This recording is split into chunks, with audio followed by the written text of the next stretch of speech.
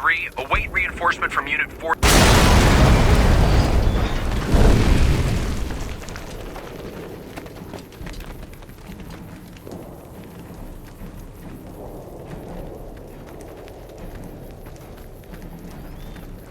That's a fine bit of work back there.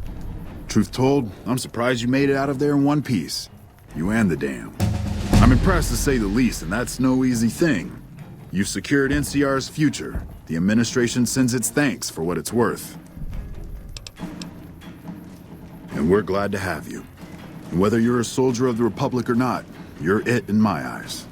Sometimes the Republic gets lost along the way while it's trying to follow its instincts. But when soldiers like you come along, it helps them get back on track and does it by example. And what you've done here today, that's gonna keep us going for a while. We clean up, take prisoners, watch the east for any more trouble from the Legion. Though I think they're still running, according to our scouts. After that, we'll see what happens when the dust settles and how the Mojave looks now without Caesar coming for its throat. Something tells me we better enjoy this breather while we can. And if that means Vegas, then you and the troops have earned it. Can't keep the courier spirit down, eh? Fair enough. We'll clean up here. Kind of curious how this is going to pan out in the long run, but I guess history will tell us in its own sweet time.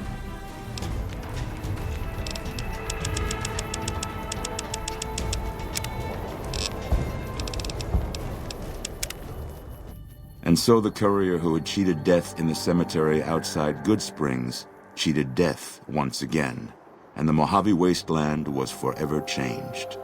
The new California Republic celebrated its second victory at Hoover Dam, establishing definitive control over the entire Mojave Wasteland. Soon after, they negotiated terms to annex the Strip, Freeside, and many surrounding communities. The Mojave Wasteland, at long last, had entirely fallen under the NCR's banner. The courier, fair and even-handed in his dealings throughout the wasteland, was honored by the NCR for his support of the military at Hoover Dam. He was presented with the Golden Branch, the highest civilian decoration given by the Republic. After the Omerta's bosses were killed in a mysterious shootout, Caccino took the reins.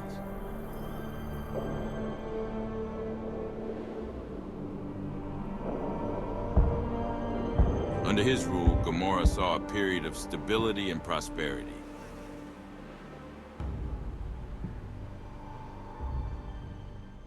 The casino retained its infamous reputation.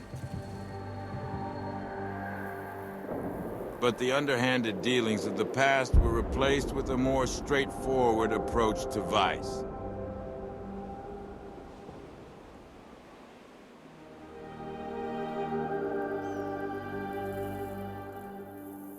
And conditions for the workers improved drastically.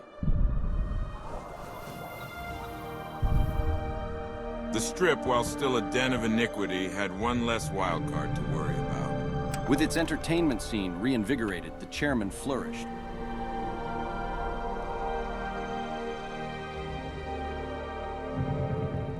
The Tops became the talk of the Strip.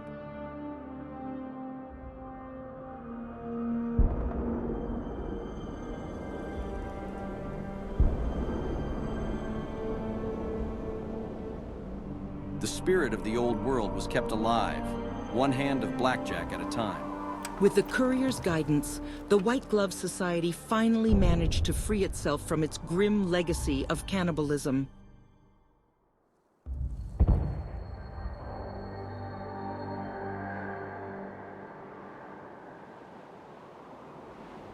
The Ultralux bloomed into a paragon of culture and sophistication, its patrons eventually fully and blissfully unaware of the family's dark past. Tabitha and Rhonda went east, through Caesar's land. Occasionally, tales of their exploits found their way back west, though few believed them. Eventually, the stories concerning the duo were collected and published, and proved to be quite popular with children. Invigorated by his travels with the courier, Raul once more took up his guns in memory of his lost Rafaela. Soon after, the Mojave was filled with tales of the ghost vaquero who hunts down those who prey on the weak. With the help of the gun runners, the Boomers developed a healthy trading relationship with the NCR. Eventually, the Boomers began wandering out into the wasteland while still preventing outsiders from entering Nellis. The Brotherhood and the NCR in the Mojave Wasteland declared an official truce, despite continued hostilities between the two in the west. As per their agreement, the NCR handed over all suits of salvaged power armor, and in return, the Brotherhood helped patrol I-15 and Highway 95. The peace with NCR served to ease Veronica's worries about the Brotherhood's immediate future. Still, a distance had arisen between her and her fellow members that would never be bridged. She began secluding herself in crumbling libraries of the old world, learning of promising technologies she knew the Brotherhood would never adopt. Their leaders destroyed by the Courier, the fiends scattered throughout the wasteland. Without the organization of Motor Runner, Cook, Violet, and Driver Nephi, they were easy prey. After the NCR's victory at the dam, in part thanks to follower medical support, NCR allowed the followers to care for refugees as they see fit. Old Mormon Fort expanded its services and was able to aid more people, becoming a refuge for the less fortunate citizens of New Vegas. Arcade had hoped that Freeside would be able to remain independent of NCR rule. But he was glad that Caesar's Legion had been stopped at Hoover Dam. He tended to the sick in Freeside for a while longer, then returned to NCR territory to become a teacher with the followers there. Goodsprings saw more trade along I-15 after NCR gained control of the Mojave Wasteland, but with that came a heavy burden of the Republic's taxes. Some old-timers, unable to handle the cost, were forced to move on, grumbling all the while. In the years following the destruction of Cassidy Caravans, NCR used evidence of the plot to blackmail the Crimson Caravan and the Van Graffs. NCR enacted strict trade laws with little resistance, strengthening their supply lines and their position in the Mojave. Cass survived to see the NCR flag flying proud over Hoover Dam, and thought for a moment, this is what a hero must feel like. She was about to tell the Courier not to get too proud of himself. Then she figured, he knew that already. That night, Cass kicked in the door of his room to celebrate, only to find the man on the bed was an NCR soldier whose barracks had been destroyed. He was cute, though, so after having her way with him, she got the hell out, leaving an empty whiskey bottle as a note. As she walked along the dam in the night, she felt drunk, content, and happy to be alive. Which to her was the whole point of it all. During the Battle of Hoover Dam, the Great Khans quickly evacuated Red Rock Canyon and headed north and east into the plains of Wyoming. There, they reconnected with the followers of the Apocalypse and rebuilt their strength. Bolstered by ancient knowledge of governance, economics, and transportation, they carved a mighty empire out of the ruins of the Northwest. Thanks to the Courier and Lily, a cure for the Nightkin's schizophrenia was found shortly after Dr. Henry's experiment concluded. Nightkin and other super mutants in the wasteland flocked to Jacobstown, and the town became known as a haven where a mutant could find peace. Lily continued to take her medicine at half doses, and although she remembered her grandchildren, her mind remained muddled and confused. Eventually, she parted ways with the Courier and traveled west, seeking the remnants of her past. After the NCR victory at Hoover Dam, the temporary truce between them and the Kings blossomed into a full-scale relief effort for the people. While the NCR made repeated entreaties that Freeside join the Republic, the Kings steadfastly maintained their independence. After Ray's brain was transplanted into Rex's cybernetic body, it took Rex some time to adjust to the old scrapyard dog's memories. Eventually, Rex's mind settled peacefully, melding his own memories with that of long travels with old Lady Gibson.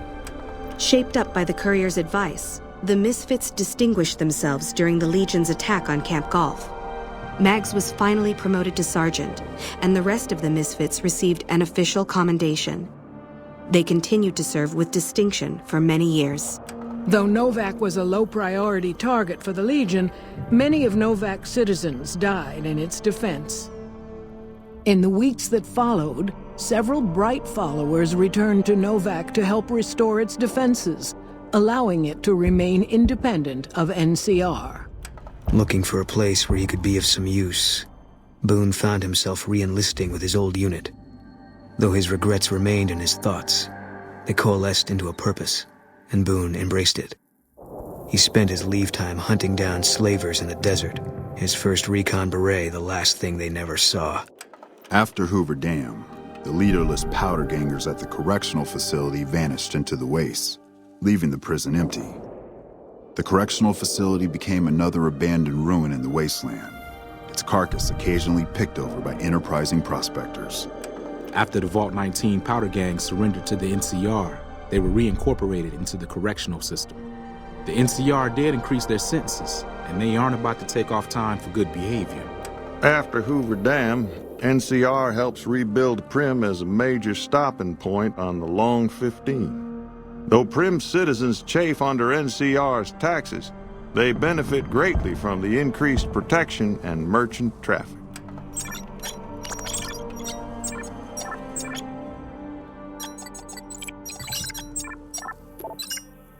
Due to the courier's intervention, Chief Hanlon abandoned his plan to sabotage the defense of Hoover Dam. The Rangers assisted the troopers admirably during the Legion's ill-fated attack. Though General Oliver and Chief Hanlon were both praised for their leadership, the chief quietly stepped out of the spotlight. After a brief fanfare for a life full of accomplishments, Chief Hanlon retired and returned to the peace and quiet of his ranch in Redding.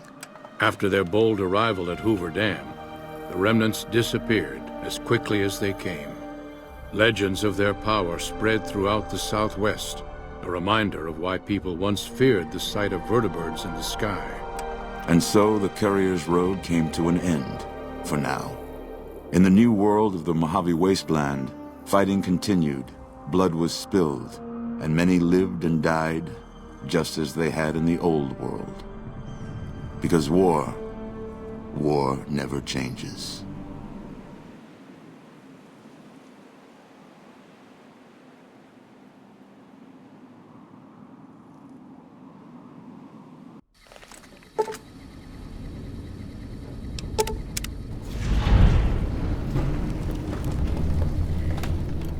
Ah, our hero returns. What can I do for you? With their leader dead, the rest of their army retreated to the east. We've sent scouts to track them, but that's it.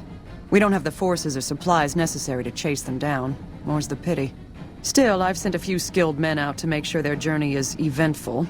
It should be a long time before they even think of returning. Surprisingly good. Our forces have managed to secure the region with little resistance, and trade should soon reach an all-time high. The brass was particularly surprised by the lack of domestic threats in the area. They were prepared to spend months pacifying known troublemakers. When they found those threats absent, they turned to the man in charge of the area, but Shu being Shu, he denied having anything to do with it. So now the men have to answer to Brigadier General Moore, and both they and I have you to thank for it. We made a good team. I hope we can work together again in the future.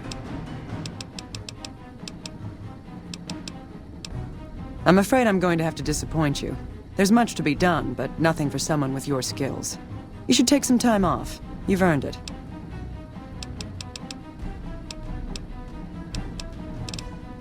Good. I've got more work than time to do it.